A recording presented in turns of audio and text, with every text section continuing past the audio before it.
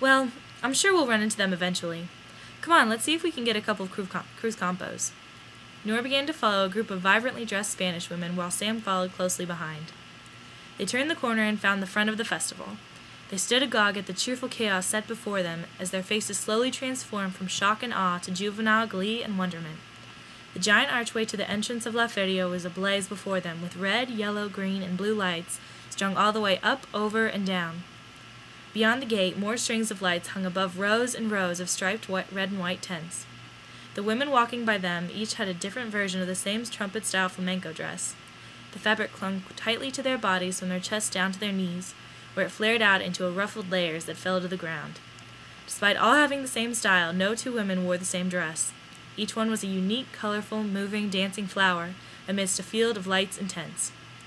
The rapid strumming of flamenco guitar and the wailing of the singers seemed to be calling out to the passers-by. Nora smiled at Sam, straightened her dress a little, and started her strut into Feria with Sam at her side. "So, how does this work?" Sam asked Nora, knowing she probably knew just as much about this colorful spectacle as he did. But before she could answer, she caught one of the bouncers eyeing her from the front of the first caseta they passed, and turned her strut in that direction. "Can we come in here?" Nora smiled sweetly at the large man. He looked at her and simply nodded and pulled the curtain aside. "Gracias!" Nora took Sam's hand and they walked into the tent together. Inside, a crowd of 20-something-year-olds was dancing sevillanas, drinking Cruz Campo beers, laughing and singing and clapping along to the lively music. "This is going to be the best night of my life," Nora squealed with excitement as she pushed through the crowd to make her way to the bar. As lively and joyful as the partygoers seemed to be, Sam couldn't help but feel that something was not quite right about the atmosphere. The loud wailing of the singer added an eerie tone, and the accompanying guitar sounded so intricate he couldn't understand how any human could play it. He hadn't kept up with his Spanish classes as well as Nora had, and couldn't understand the moaning lyrics in the songs. To Sam, the inside of this caseta looked more like a scene from a foreign brothel than a place of fantasy, as Nora was seeing it. "Wait up, Nora!" Sam shook off this thought and followed as she snaked her way through the mob. "What do you want to drink, Nora?" Sam was cut off by a blonde-haired man that approached Nora. "Hola, beautiful. Would you like the dance?" the Spaniard said in his best attempt at English. Nora assessed the man's strong physique, light blonde hair, and friendly eyes. "Why not?" she replied.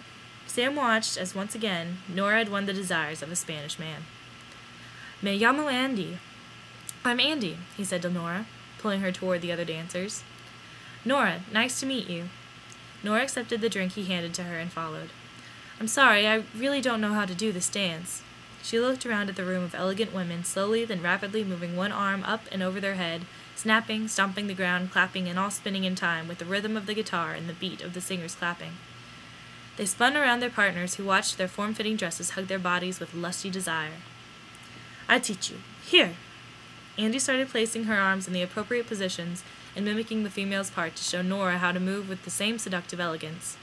Soon enough she caught on, and the guitar, the crowd singing, and rhythmic clapping all swirled together as she spun round with Andy. She threw her head back and stomped her heel as the music played. "Venga! Ole!" she shouted along with the crowd. When it was over, she downed the last swig of her beer and tried to look around to have a glimpse of the band that had been playing. "That guitar player is crazy good," Nora said. "If they hadn't stopped playing, I never would have been able to stop dancing. That music is addicting." "See, the music here is very, strong. The men who play it are not of Sevilla. No one is sure where they are from. They always come for Feria with their women and the music. But I see them sometimes with the other local girls here. They are not so good." Nora could tell he was struggling to find the right words in English. "Nora, por favor, ten cuidado. Please be careful," she translated in her head. "There are stories I hear that they play their song and the girls, they cannot stay away. They are los demonios de la noche, demons of the night. They trick the girls to stay with them in the night and they don't see the morning when it comes. Then the girls never leave. They're gone." "Gone?" Nora contorted her face in confusion and began to back away from the stranger. Okay. Well, it was nice to meet you." "Wait, Nora. Por favor. You should not stay out too late tonight. If you do not listen to me, it will be dangerous for you." Okay. Thanks. I have to go find my friend now, though. It was nice to meet you. And thanks for the dance." Nora walked away to find Sam, thinking that she would probably not let any more blonde Spaniards buy her drinks tonight. While she had been dancing, Sam had caught the attention of a small, pretty Spanish girl in a navy flamenco dress with white ruffled sleeves. She stood with her back to Nora, laughing and fluttering her long eyelashes in time with the lacy fan she held just below her nose. Sam's face blushed as he smiled politely at her and sipped his beer. He looked over her shoulder when he noticed Nora approaching them. "Having fun?" she asked Sam, as the little Spanish girl asked the bartender to fill her empty glass of rum. "This is so great. That guy taught me how to dance the sevillanas. Watch!" As she turned to rejoin the other dancers, she caught sight of the band for the first time of the evening. The 4 men all looked to be in their mid-20s, slightly older than herself, and each one was more striking than the next. Their dark Hispanic skin looked smooth and warm, while their deep brown eyes looked almost black in the soft light of the caseta. They each wore a simple black suit that nearly every other Spaniard wore at the festival. The ensemble hugged their slim-fit bodies, and the fitted jackets lay open to reveal half-buttoned white shirts, untucked. Their relaxed, devil-may-care appearance could not be bothered by the formalities of an ironed or fully buttoned shirt. Nora forgot herself for a moment when she looked closer at each of their faces, and her eyes fell upon the mysterious guitar player. He was by far the best-looking. Perched on a stool with one knee up and the other foot on the floor, he balanced his body as well as his guitar as his long fingers danced up and down the neck of the guitar like the spider legs scurrying along the wooden panels.